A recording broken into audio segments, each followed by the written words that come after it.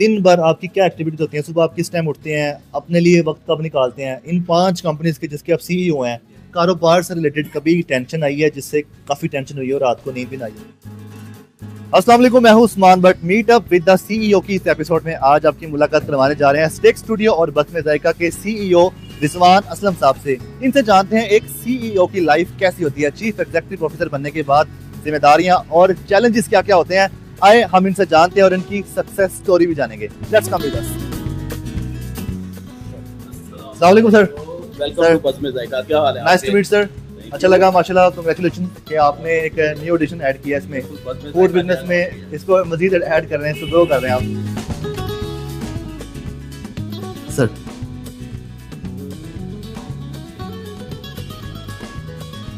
Sir जज़ाकल्लाह। बज़्म ज़ायका और stake studio के सीईओ रिजवान असलम साहब हमारे साथ मौजूद हैं। सर अस्सलाम वालेकुम, कैसे हैं? वालेकुम अस्सलाम, आप सुनाएं, खैरियत से हैं? सर अल्हम्दुलिल्लाह ऑल गुड। सबसे पहले ये बताइएगा कि पहले आपका स्टेक स्टूडियो था और इस स्टेक स्टूडियो की बुनियाद आपने कब और कैसे रखी है? फिर इसके अलावा ये बताइएगा कि इसकी अब 2 ब्रांचेस हो चुकी हैं, तो कैसे आप आगे बढ़ते रहे हैं और फिर किस तरह से आपकी जो सक्सेस स्टोरी है वो सक्सेसफुल हो रही है? हाँ, इसमें बल्कि पहले मैं थोड़ा आपको बैकग्राउंड बताता हूँ कि हमारी एक कंस्ट्रक्शन कंपनी भी है, risk on engineering. As a civil engineer सबसे पहले हमने अपनी एक कंस्ट्रक्शन कंपनी बनाई।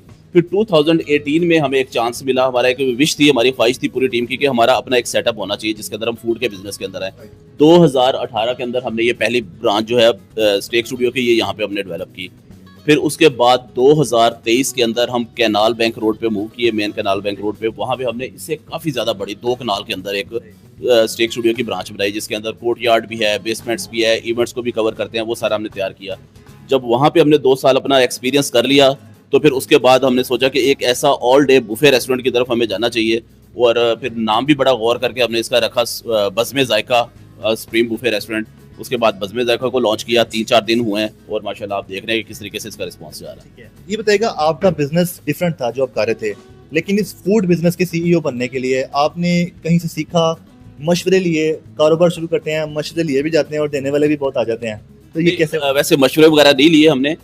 जो कंस्ट्रक्शन के फील्ड के अंदर होते हैं, कंस्ट्रक्शन इंजीनियर्स होते हैं या कंस्ट्रक्शन कंपनीज होती हैं, फूडीज वो होते हैं, उनकी गेट टुगेदर्स होती हैं। और पर्टिकुलरली इस तरह होता है कि जो रिस्क ऑन इंजीनियरिंग हमारी कंस्ट्रक्शन कंपनी है, तो उसमें हम रेगुलरली इवेंट्स करते हैं, अपने स्टाफ की गेट टुगेदर्स करते हैं, फूड के ऊपर उन्हें इनवाइट करते हैं, उनकी फैमिलीज को इनवाइट करते हैं। तो वहाँ से ये ज़रूरत मुझे महसूस हुई कि ये क्यों ना हमारा अपना ही सेटअप हो जिसके अंदर हम अपने स्टाफ को भी इन्वाइट कर सकें और साथ पब्लिक के लिए भी कर सकें। ठीक है, 4 ऑफिसेज हैं आपके जिसमें से 3 फूड के हैं और एक आपका इंजीनियरिंग का है, तो किस तरह से मैनेज करते हैं? 5 ऑफिस हैं। एक्चुअली हमारा जो बैकग्राउंड है वो एग्रीकल्चर का है, तो चौधरी एग्रो फार्म्स के नाम से भी हम एग्रीकल्चर कर रहे हैं बहावलपुर के अंदर।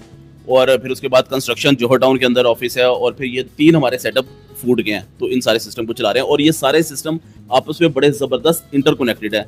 मतलब चौधरी एग्रो फार्म से जो भी हमारी ऑर्गेनिक प्रोडक्ट्स आती हैं वो सारी वहाँ से, मतलब गंदम वहाँ से आ रही है, चावल वहाँ से आ रहे हैं, इस तरह वेजिटेबल्स वहाँ से आ रही हैं। इसी तरीके से जब कंस्ट्रक्शन को आप इसके साथ लिंक करेंगे तो हमारा इन हाउस डिज़ाइनिंग सिस्टम है और कंस्ट्रक्शन भी हमारी इन हाउस है। ये सारी मैन्युफैक्चरिंग फर्नीचर आप देख रहे होंगे, ये सारे लेआउट्स, इंटीरियर, ये सारी हमारी इन हाउस टीम्स करती हैं। तो ये एक किस्म का इंटर रिलेटेड ही ये सारे बिजनेस है। ठीक है, तो ओवरऑल आप 5 कंपनीज के सीईओ हैं, तो ये बताइएगा कि दिन भर आपकी क्या एक्टिविटीज होती हैं? सुबह आप किस टाइम उठते हैं? अपने लिए वक्त कब निकालते हैं? इन 5 कंपनीज के जिसके आप सीईओ हैं, कैसे और कब जाकर टाइम देते हैं? मैं बड़ी मज़े की बात बताता हूँ कि 5 कंपनियों के सीईओ होने के बावजूद मैं बिल्कुल फ्री रहता हूँ। मुझे कोई काम ही नहीं होता करने के लिए। मैं अपनी वीडियोस वगैरह बनाता रहता हूँ, पोएट्री करता रहता हूँ। अल्लाह ताला ने इतनी ज़बरदस्त टीम मेरी इस्टेब्लिश कर दी है। मैनेजर्स हैं और आप समझिए कि सेटअप के अंदर, हर सेटअप के अंदर मैनेजर्स हैं, डायरेक्टर्स हैं, जीएम्स हैं, वो सारा अपनी बड़ी जिम्मेदारी के साथ काम कर रहे हैं। मैं यहाँ सिर्फ सैर करने के लिए आता हूँ। कभी यहाँ पे आके बैठ गया, कभी उधर आके बैठ गया, हर कंस्ट्रक्शन के ऑफिस में चला गया, चौधरी एग्रो फार्म पे विजिट करने चला गया। तो टीम्स वहाँ पे सेट की हैं, प्रोफेशनल्स हैं, अच्छा काम करते हैं और डेडिकेटेड टीम्स हैं और बड़े बड़े अरसे से मेरे साथ हैं। यहाँ तक कि ऐसे भी वर्कर्स हमारे साथ हैं कि जिन्हें 20-20, 22-22 साल हो गए हैं, तो उन्होंने सारी जिम्मेदारी उठाई हुई है। ठीक है, इसका नाम आपने स्टेक स्टूडियो क्यों रखा और बज़्म ज़ायका क्यों रखा नाम? कोई पीछे कहानी? स्टूडियो, हाँ, स्टेक स्टूडियो नाम इसलिए रखा कि वो स्टेक्स के अंदर और फास्ट फूड के अंदर हम ग्रो करना चाह रहे थे।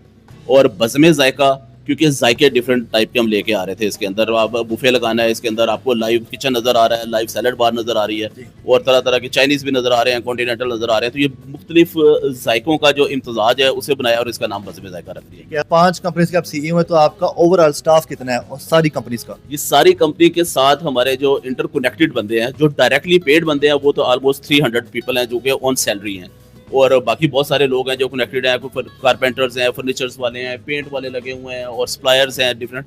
तो मेरे ख्याल में 1000 लोगों का सर्कल है जो कि हम चला के चल रहे हैं अल्हम्दुलिल्लाह अल्लाह ताला। आपका सूफियाना मिजाज भी है, वो कैसे है? वो पता नहीं, शायद हम सहरा से उठ के आए हुए लोग हैं, बहावलपुर से, तो ज़्यादा इंक्लिनेशन उसी साइड पे है।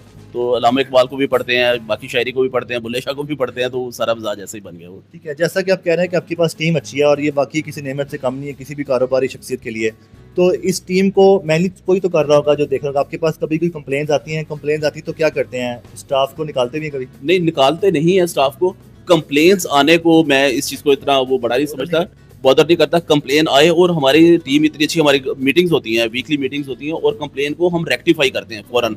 हमारे अंदर ये बड़ी अल्लाह ताला ने शौक पैदा किया है कि गलती तो हो जाती है लेकिन उसे करेक्ट करने के ऊपर चले जाते हैं। ये नहीं कि कोई कंप्लेन आई और उठा के हमने उसे साइड में फेंक दिया, उसको प्रॉपर हम इन्वेस्टिगेट करते हैं और उसे करेक्ट करते हैं अपनी चीज़ों को। अच्छा, ये बताएगा कि आपके ये जो 2 रेस्टोरेंट हैं, स्टेक स्टूडियो और बज़्म ज़ायका, इन यहाँ पे कौन से खाने होते हैं और आपके जो हॉट फेवरेट जो डिशेज हैं, प्राइम डिशेज हैं, वो कौन सी हैं? स्टेक स्टूडियो के अंदर अगर आप चले जाएंगे तो बीफ स्टेक बहुत ज़्यादा पॉपुलर है, बड़े लोग शौक से आके खाते हैं। बीफ स्टेक्स हैं, उसके अंदर पिज़्ज़ाज हैं, सैंडविचेस हैं उसके अंदर, और चाइनीज़ भी उधर वैसे हमने रखा हुआ है, लेकिन मेनली स्टेक्स के अंदर कंसीडर कर रहे हैं। जिस तरह अब ये विंटर सीजन आ गया है तो फिश स्टेक वहाँ पे हमने लॉन्च की हुई है। मेरी फेवरेट वही है, मैं रेगुलर वो खाता हूँ और अक्सर कस्टमर वही आके खा रहे होते हैं। बज़्म ज़ायका के अंदर आप आएंगे तो एक लंबा चौड़ा इसका मेन्यू है, एक लाइव सैलड बार इधर रखी हुई है हमने, और सैलड बार के अंदर आप ये देखते हैं कि वो गोलगप्पे, दही बल्ले से लेके फ्रूट चाट और ये सारी चीज़ें आ जाती हैं। फिर इसके अंदर लाइव किचन है। लाइव किचन के अंदर अगर आप आएंगे तो वहाँ पे आपको वो टकाटक होता है, तवा कीमा है, लाइव बारबेक्यू है यहाँ पे, और लाइव फिश भी दे रहे हैं हम, ग्रिल फिश करके यहाँ पे इन्हें खिला रहे हैं। और इस साइड पे आएंगे तो आपको चाइनीज़ भी नजर आएंगे, कॉन्टिनेंटल भी नजर आएंगे और सारी इस तरह की चीज़ें रख के। तो ये थोड़े सख्त सवालों की तरफ आ जाए। जी जी बिल्कुल। अच्छा, ये बताइएगा कि ओवरऑल आपने कभी एस्टिमेट लगाया कि कितनी आपकी जो है ना ग्रोथ कह लें, इकोनॉमिक ग्रोथ है, और फिर टैक्स कितना देते हैं? अल्हम्दुलिल्लाह मेरे ख्याल में टॉप टैक्स पेयर्स में से मेरा नाम आता है। अभी बताइएगा कि आपके फ्यूचर प्लान्स क्या हैं, क्योंकि आप बता रहे हैं कि आपके पास अभी बहुत टाइम है, इसका मतलब आप और भी काम कर सकते हैं। बिल्कुल करेंगे। फ्यूचर के अंदर एक बड़ा मेरा शौक है कि हमने एक फर्नीचर की फैक्ट्री भी बनानी है, उसकी तरफ भी जाएंगे, और ये फूड बिजनेस को लेकर तो हम चलेंगे ही चलेंगे। कॉफ़ी शॉप्स बनाएंगे और मल्टी कुजीन के अंदर हम बढ़ते जाएंगे इसके आगे। और अभी तो हमने सिर्फ ये एक एरिया, समझे कि आप एक एरिया लाहौर का कवर किया, तो पूरे लाहौर को भी कवर करना है और इंशाल्लाह इंटरनेशनल लेवल पे भी लेके जाना है इससे। कारोबार से रिलेटेड कभी टेंशन आई है जिससे रात को नींद भी ना आई हो? नहीं, ऐसा कभी भी नहीं हुआ। अल्लाह ताला बहुत मेहरबान है। अल्लाह ताला ने कभी किसी मुश्किल में डाला ही नहीं, बड़ी आसानी से और बड़े आराम से, क्योंकि हम अपनी लिमिट्स और दायरे को क्रॉस नहीं करते, ना किसी की लिमिट्स के अंदर एंटर होते हैं, तो ना ही अपनी लिमिट से बाहर निकलते हैं। अपने पैरामीटर्स के अंदर रह के जितनी हमारी कैपेसिटी है उतना हम काम करते हैं। कभी आपने जॉब की है? हाँ, मैंने जॉब की है। पहले एक ही मैंने जॉब किया, जब मैंने अपना कैरियर स्टार्ट किया था बहावलपुर से इधर आया था, डिग्री की थी यूईटी से, तो 12 साल एक कंस्ट्रक्शन कंपनी थी, उसके अंदर मैंने एज ए सुपरवाइजर से स्टार्ट किया था और जीएम लेवल तक गया था उस कंपनी के अंदर। एक ही जॉब की और उसके बाद अपने बिजनेस में। कौन सी जिंदगी आपको अच्छी लगी है, जॉब वाली या बिजनेस वाली?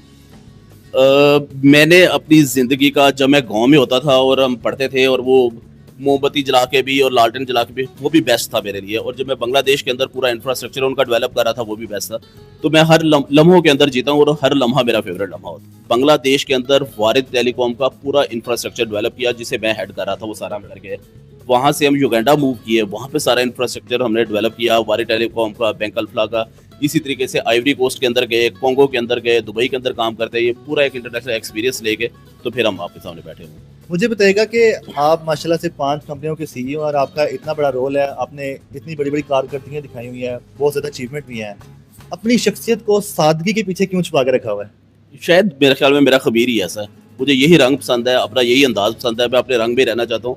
और जब अल्लाह ताला से दुआ कर रहा होता हूँ तो मैं कोई गाड़ियाँ, बंगले या कोई इस तरह की चीज़ें नहीं कर रहा होता हूँ। यही अल्लाह ताला से कहता हूँ कि अल्लाह अपने पैरामीटर्स में रखना, अपनी औकात में रखना और मेरे सिस्टम को स्मूथ चलाते रहना बस। कभी दिल नहीं किया आपके पास भी डाले हों, पीछे गाड़ियाँ हो और सिक्योरिटी गार्ड्स के लेना आप आए तो सारे गनमैन खड़े हो, सल्यूट भी हो रहा आपको? नहीं, बिल्कुल भी नहीं ऐसा। बल्कि अगर आप शायद सोशल मीडिया पे कहीं आपको नजर आता होगा तो आप देखेंगे, जब मैं अपने चोलिस्तान में, सहरा में जाता हूँ तो मेरा क्या लाइफस्टाइल होता है। प्रोजेक्ट्स पे जाता हूँ तो क्या मैं तो फर्श पे बैठ के मज़दूरों के साथ खाना खा रहा होता हूँ या अपने डेजर्ट में जाता हूँ तो अपने मज़ारों के साथ, उनकी फैमिलीज़ के साथ, मुझे ये एक नेचुरल और फ्री वे लाइफ ज़्यादा पसंद है। क्या यही आपकी कामयाबी का राज है कि आप डाउन टू अर्थ हैं? शायद अल्लाह ताला बेहतर जानता है, मैं अपनी लिमिट से बियॉन्ड नहीं सोचता। जब मैंने ये स्टार्ट किया था ना बिज़नेस, तो मैंने उसमें 2-3 चीज़ें अपने ज़हन में फ़र्म की थी कि मैंने टाइम को वेस्ट नहीं करना, डिसरिस्पेक्ट नहीं करनी। किसी इंसान के साथ, चाहे छोटा है चाहे बड़ा है, डिसरिस्पेक्ट नहीं करनी। मेरी पूरी जितनी भी ये कंपनी के सेटअप हैं, इसके अंदर किसी को गाली देने की इजाज़त नहीं है, तू कह के बात करने की इजाज़त नहीं है, आप कह के बात करते हैं।